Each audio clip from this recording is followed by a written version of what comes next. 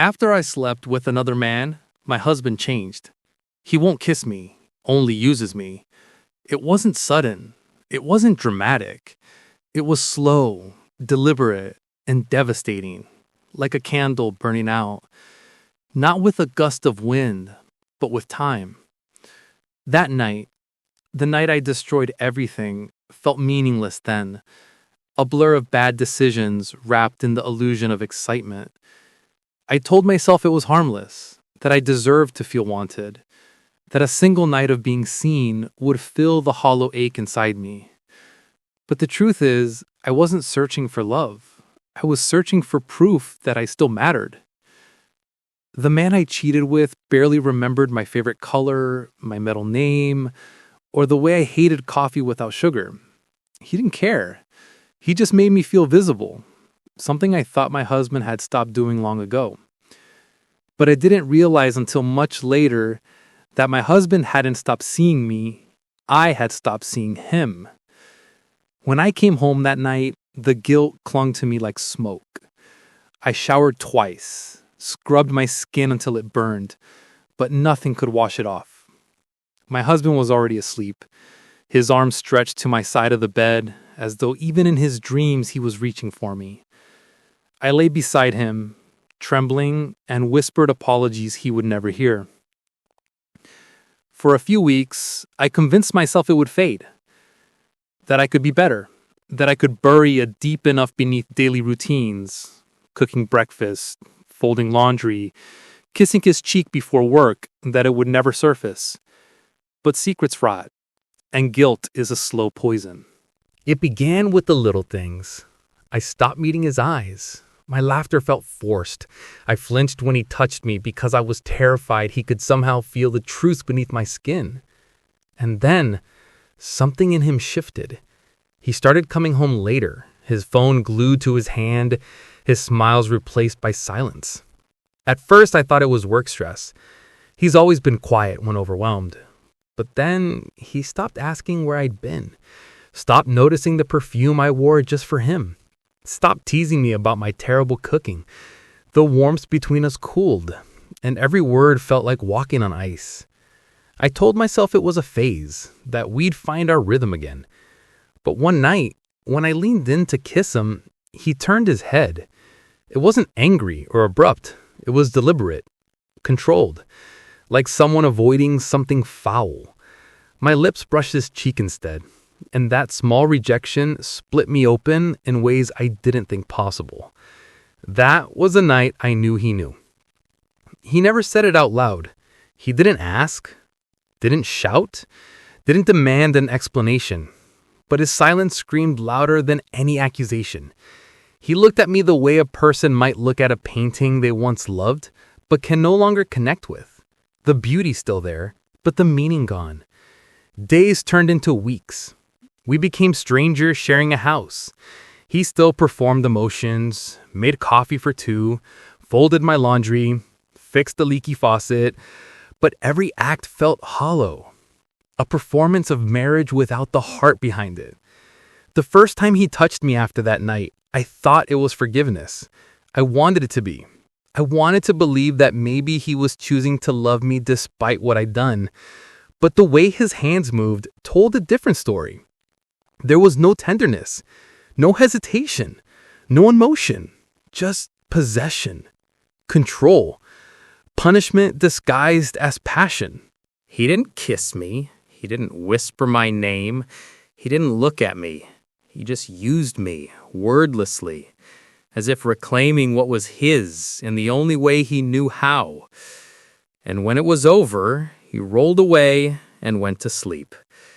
I lay beside him, staring at the ceiling, realizing this was my penance. I told myself I deserved it, that his coldness was justice for what I'd done. I tried to atone. I tried to be the wife I used to be.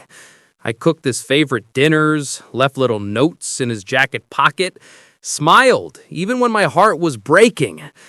But nothing reached him. His silence became an ocean, and I was drowning in it. Sometimes I caught him watching me, not with love, not even with anger, but with emptiness, like he was studying someone he used to know. The man who once held my face in his hands and called me his everything now couldn't even meet my eyes without flinching. Months passed. We stopped speaking unless necessary. He stopped saying goodnight. The bed that once felt like a place of safety now felt like a battlefield. His touch came and went like a storm, sudden, harsh, wordless. Each time I wanted to scream, to beg him to stop, or to hold me, but I did neither.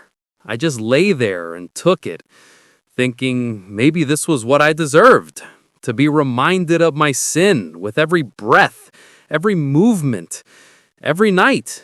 I thought about leaving many times, but every time I packed a bag, something in me froze. I couldn't bear the thought of him watching me go without emotion, of him not stopping me, not asking me to stay. So instead, I stayed.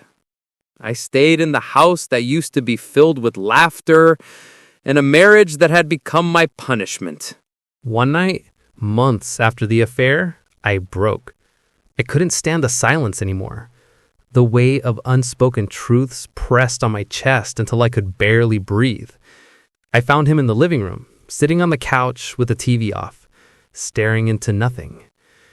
"I need to tell you something," I whispered. He didn't move, didn't blink. I confessed everything, the affair, the lies, the guilt. I told him I was sorry, that it meant nothing, that I still loved him, that I would do anything to make it right. When I finished, the silence stretched between us like a void. Then he finally looked at me, his eyes colder than I had ever seen. "I already knew," he said. 3 words. That's all. No shouting, no tears, no accusations, just quiet certainty. And in that moment, I realized he hadn't stayed because he loved me. He had stayed because he wanted me to feel the weight of what I'd done every single day. His calm was more terrifying than rage could ever be. Rage would have meant he still cared. Indifference meant I was already gone. That night, he didn't touch me. He didn't speak. He just went to bed, leaving me standing in the dark, drowning in the silence I'd created. Since then, life has become a cruel routine. We share a home, a bed, a life, but nothing more. When he touches me now, it's not intimacy. It's a reminder, a punishment wrapped in familiarity. I close my eyes and pretend it doesn't hurt, but inside, I die a little more each time. There's no warmth in his hands, no softness in his voice. Just a distant man living beside me out of duty, maybe even pity.